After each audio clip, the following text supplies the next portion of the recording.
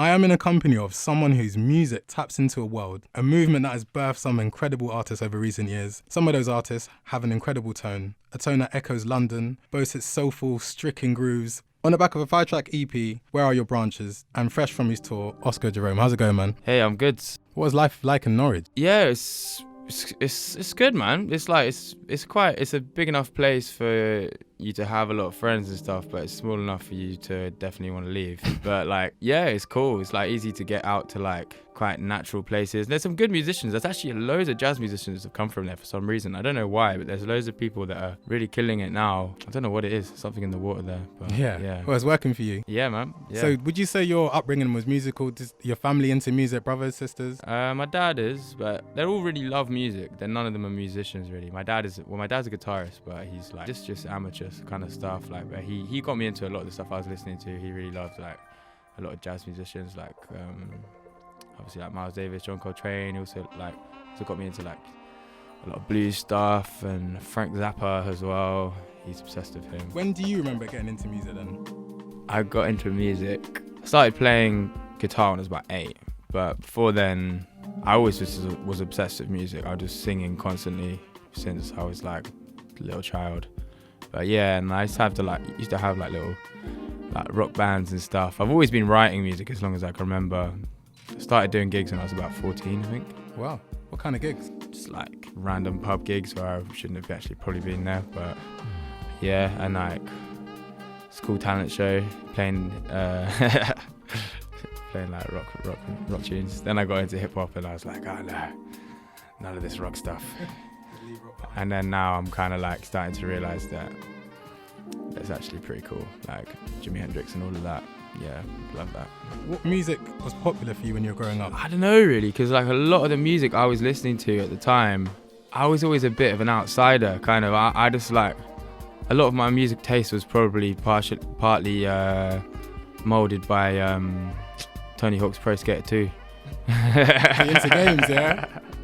I mean, not loads, but I just loved that game. I was obsessed with that game, and This too was amazing. Yeah, that was the first time I heard Public Enemy or KRS-One and stuff like that, and then obviously when I was 15, I just started getting obsessed with jazz and stuff, and I was always just a bit of I don't know. I was always I had loads of friends or whatever, but I was always just a bit of a weirdo in that sense. That I just wanted to listen to different stuff.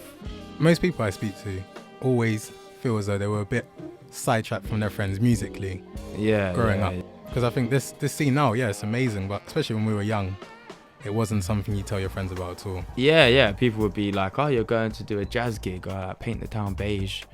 None of them really got it. And now they're like, "Oh, can you get me a guest list to that show or whatever?" It's oh right, yeah. So you like it now, do you? So music has changed a lot during our lifetime.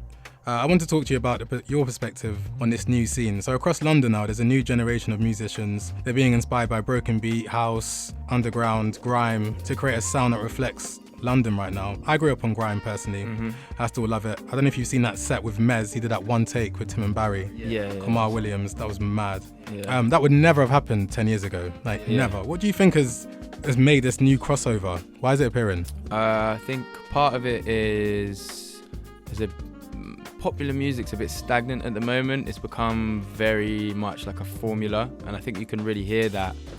And I think a lot of people are just kind of looking for something that's a bit more real, a bit more relatable, with a bit more human emotion in it. And I feel especially through the live stuff, people are now, they're realizing oh wow, this is actually something really deep when they go see it. And then there's all these things. It's there's this thing, Steam Down. I don't know if you know that. It's the thing that's going on, and they have a regular thing on Wednesdays at Buster Mantis in Deptford, where they've kind of changed the kind of relationship between the audience and the band, and it's kind of everyone is an equal kind of part of the concert in a way, and that's just growing and growing. They're doing more and more different stuff, and I think. Yeah, I just see that more as just a desire for people to kind of just, have something real. I also think maybe it's something to do with the music industry's changed a lot recently. You can you can go quite far without needing the backing of big companies like big labels or whatever, because of stuff like Instagram. And like, although that part of me really hates that side of stuff, because it's just like, just kind of takes over your mind. The positive side of it is that you can really promote yourself and do stuff from a grassroots level, and it's like the numbers show people are into it, and you can come to the table with that and be like, look, people are into what I do, you have to treat me fairly. And that's starting to seep into the mainstream as well, because like you see all these, there's like major labels that are now really trying to sign like jazz acts or jazz influenced acts. And even like someone like Kamasi Washington, like he's selling out huge venues and touring the world and making ridiculous amounts of money, and he's playing like that music, because a lot of it's not that accessible really, in terms of you wouldn't imagine your average 18-year-old wanting to listen to that. But do you like the direction it's going then? Because of course part of it is you, like you said, going to the label saying, look, this is what I'm doing, I've got all these followers, people are liking my music, my SoundCloud's popping, for example. But when they start trying to take it, a bit like what happened to grime before, and it starts getting watered down, do you like that? Do you not like that? It's something to always be wary of. It's like what you're saying with the grime thing. Like, yeah, it's like a lot of the original fans of that music and people that really related to it, and now they're kind of a bit like, oh, what is this? Like, I can't, But I don't know, at the same time, the financial backing and stuff is really helpful when people are kind of trying to do something from the bottom like this. But I'm kind of up for also supporting like other people in the scene who are creating labels. There's like Touching Base, and if you know that, I know they're looking to get into doing more label stuff, and other people I know like setting up their own labels, and I will try and support that stuff as much as I can. But at the same time, like obviously if you want to tour the States or something like that, you kind of need some financial backing. Like if you need like... And you need the network as well. You need the network, exactly, yeah. So it's a difficult one really, because I'm not really a business-minded person. I try to do that, but it just... Yeah, my brain doesn't really want to do that. I'm just kind of want to make music, and I kind of need those people around me. But then again, I've got good management and stuff, and they help me. They're very supportive and stuff. But it's just kind of like, it's become now that like the manager and the artist have to do a lot of the work of what the label would do before. Yeah. Okay, so aside from that, you work a lot with Moses Boyd. How did working with him come about? Oh, we were at uni together. I went to the Trinity College of Music. I remember when I first got there, I was like, whoa, this place is weird. This is just full of very square people. And it kind of changed as the more like people came in the years below me and stuff. So people like Jerome Jones were there, Nabaya Garcia, Femi Colioso. Yeah, loads of different people actually came through there. But when I first got there, I was kind of like, Moses is cool. And there was Theo, who was in my years, who plays saxophone in my band still. And then I ended up just being like, I don't know, it was just, I wanted to make my own band and play my own music, and he was definitely the logical choice, because he listened to the same music as me, we got on well.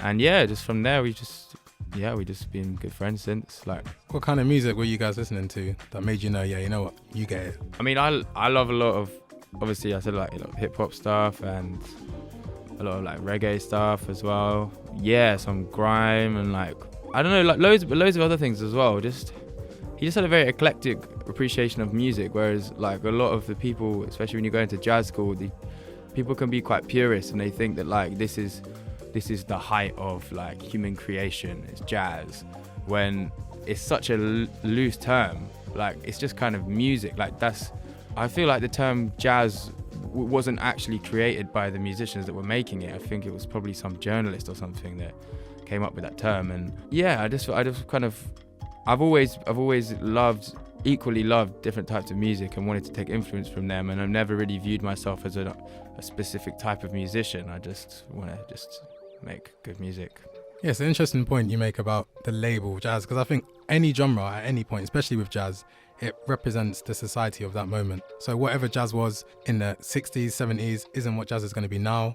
We're influenced by different music now, so jazz is going to sound different. So those purists that you mentioned, they're never going to be able to fully understand it as a genre because they only see it as one thing. Yeah, and this is, if it's an art form that's constantly evolving, like jazz it still exists now because it isn't really a genre, I would say, because it is just like this It's culture. constant, yeah, exactly, and it's this merging of, yeah, it's always taking influence from the other stuff that's going on at that time. Like if you look at how jazz changed in the 70s, and then people like Herbie Hancock were listening to like Sly and the Family Stone, James Brown, and stuff like that. They were like, wow, we need to get on this funk thing, but we're going to do our own thing with it. And then, yeah, like the people that kind of stuck in a specific era, it's very hard for them to kind of, yeah, move like with the times and relate to a young audience as well. But yeah, I don't know, I'm in two minds about it though, because I love bebop and I love like going to see people play that kind of music.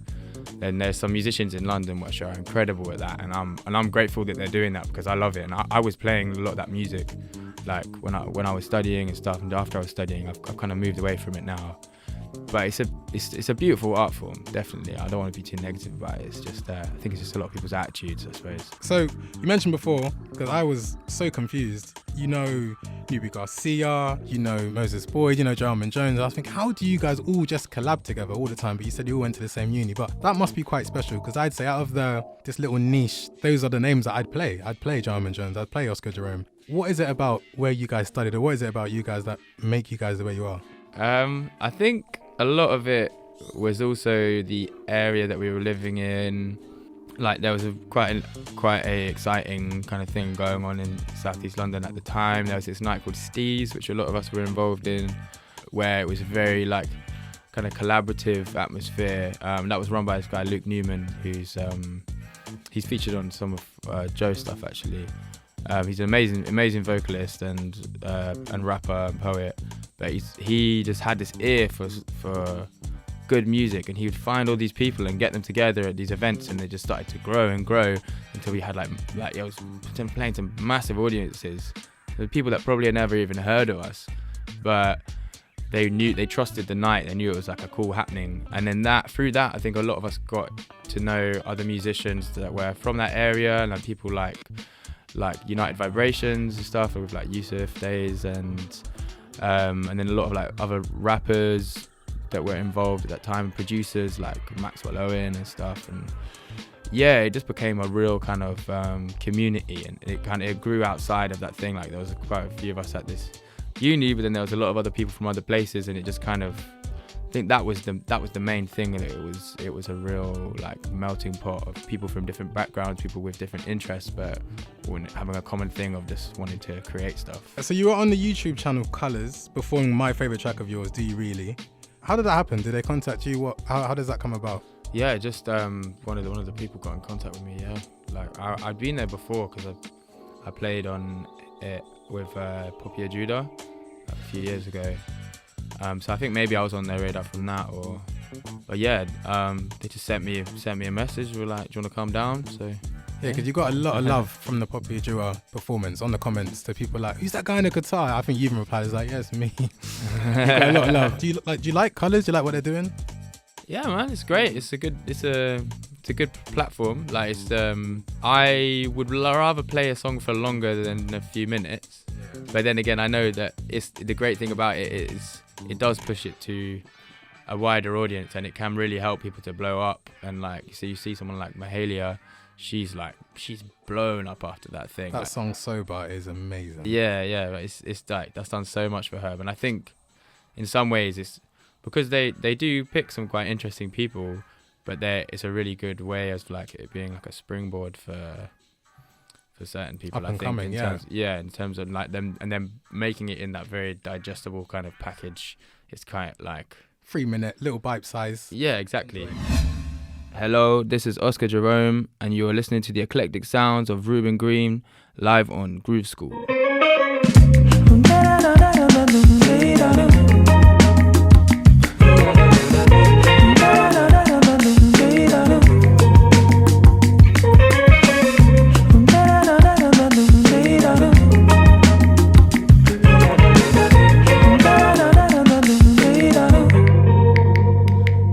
I was in a dark, dark place, yeah. 4 feet beneath my needs and my memories. It's kinda hard to be good, good enough for you, yeah. But it's even harder to be good enough for me, yeah. Or maybe it's just because my ego has been eating up my logic since the day I was born, yeah. But this been f***ing with my workflow. I be feeling negative about the one I adored, yeah.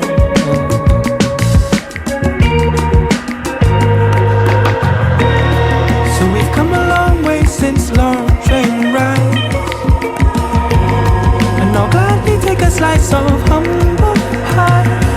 With beauty's in the eye of the beholder of a lie, oh, don't you dream it?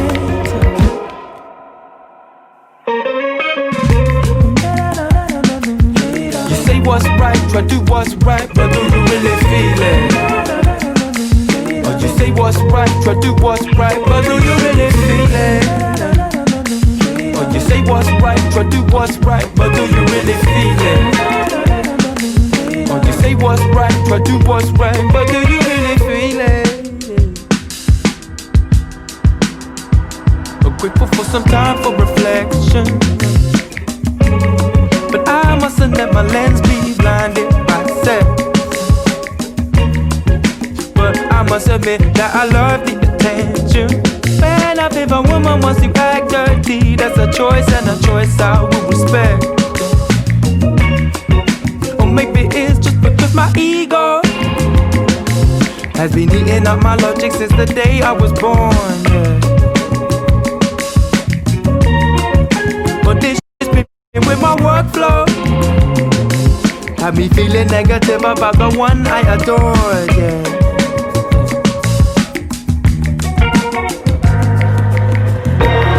So we've come a long way since long train rides,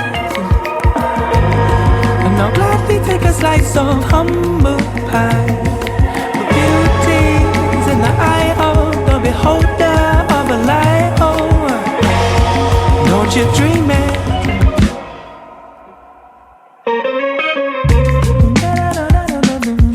You say what's right, try do what's right, but do you really feel it? You say what's right, try do what's right, but do you really feel it? Or you say what's right, try do what's right, but do you really feel it? You say what's right, try do what's right, but do you really feel it? Yeah. All right, so I want to talk a little bit more about your music. So you mentioned on Do You Really, you said you're in a dark, dark place. And in Give Back What You Stole From Me, you said there's demons that are stabbing at your heart. What is this darkness? Where does this come from?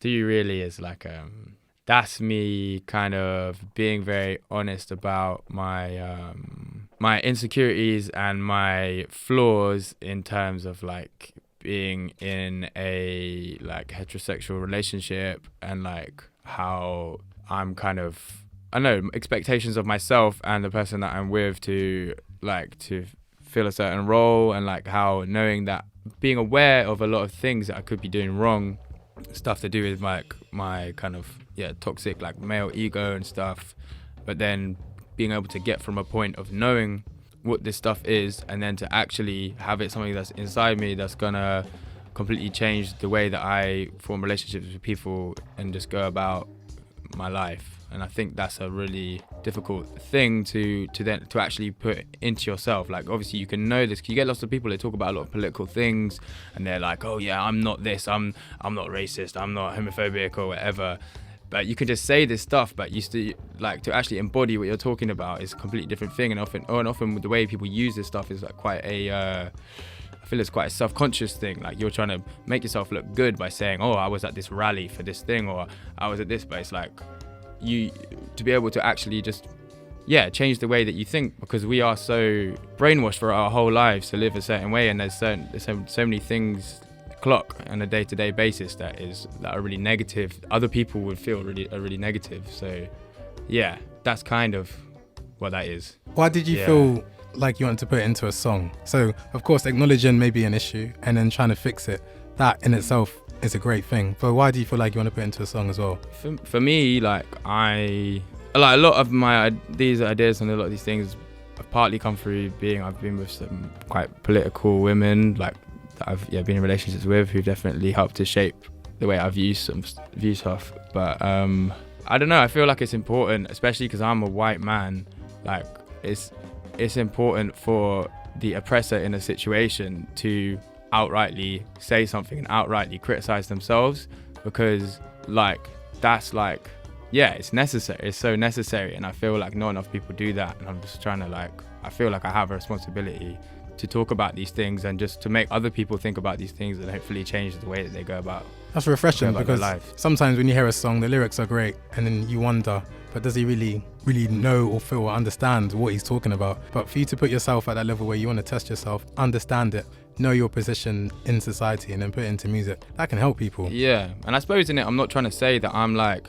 that I know everything about something, or I'm trying to say that I'm flawed. Like, I'm a flawed person, and I'm admitting that, and that's the first point to being able to change something about yourself. And yeah, in no way am I trying to say that I'm like, yeah, I'm the savior of this thing or whatever. Like, it's just, yeah, I think it's important to just view yourself and your position in society and stuff and talk about these things. Yeah, I like that. So there's that, and then Give Back What You Stole From Me is a much more kind of anti-establishment kind of situation.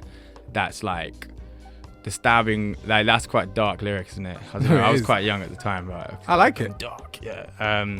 But it's more like, that's more about the greed of people in control, and yeah, just the distribution of wealth, and the idea of being above something that is like natural, you know, like the arrogance of man, like you're kind of in a position where you're invincible when really everything that you do is very minuscule. So what is next for you? So you know, you just did a tour and you did a performance last Tuesday. Your management is amazing. Got me tickets. I couldn't go, which I was so annoyed about. But how was it? Yeah, it was great. Yeah, Village Underground was mental. I was like, whoa.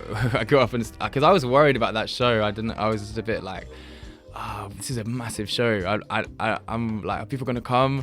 Like, I'm always just kind of like self-deprecating a bit, like, oh God, maybe I'm not good enough. But then, yeah, I got up there on the stage and was like, wow, this is full of people and they've come here to see me. Crazy, yeah. How does that make you feel? It's quite surreal. Like, it obviously, reflecting on it afterwards, I'm like, wow, that's amazing. I'm so happy. And there was a lot of people like that I've known, like, from different points in my life that were there, and it was just good to see all these faces from, yeah, completely different places come together in this one place. Yeah, it was really positive. I was completely drained by the end though. I felt like I was on drugs or something. I was like, just like, whoa. After I kind of talked to everyone afterwards and I was going home, I was just like, I was just kind of dazed. But yeah, it was amazing. Okay, so I always wrap up my interviews with a series of questions just for people to get to know you a bit better. Uh-huh. So do you put the milk in the bowl before the cereal, or the cereal before the milk? Cereal before the milk. Yeah, that's the right answer. Favourite chore to do around the house? Favourite chore? Actually quite like mopping, you know. Yeah?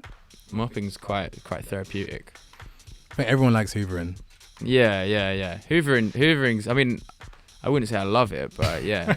When I actually start mopping though, it's just like something very satisfying about it. It's cool. I used to dance. Mopping, I always see that in a lot of old dance, jazz. Yeah. You kind of mop first. It's kind of cool.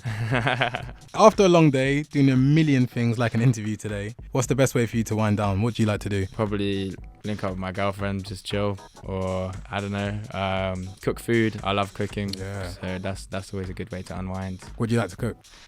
I make a pretty banging korma from scratch. I make seafood linguine. That's probably a good one. Yeah, all sorts. Really. That's the one when people ask you, what can you do? Like, yeah, seafood linguine. Are you into any sport? I used to play football. Used to support Norwich, but I don't. Yeah, I am a bit. I still like. I don't know. Not so much anymore, to be honest. I used to like play a lot of football when I was a kid, but music took over. I used to skate as well a lot when I was a kid. But yeah, all this stuff, like music's just kind of taken over my life, really. Are you into video games? Because you said Tony Hawk. Am I into video games? I was into video games when I was a kid. Yeah, I used to love but all the old school ones. I'm never really been so into the new really realistic ones. My brother actually, he does game design, so he's very into that. He shows me a lot of stuff. I really appreciate it, especially now. It's become an amazing art form. But yeah, I love Crash Bandicoot. I loved that. That game is amazing. Okay, so these are quick fire. So I'm going to say one word, and you just say the first thing you can think of when I say it, yeah? Apple. Pear. Raving. Funky. London. Home. Yellow. Green. Grime. I'm going to say funky as well. Bass. Drums. Paper. Plain. And jazz. Non-existent. Hey, this is Oscar Jerome, and you're listening to Reuben Green on Croydon FM.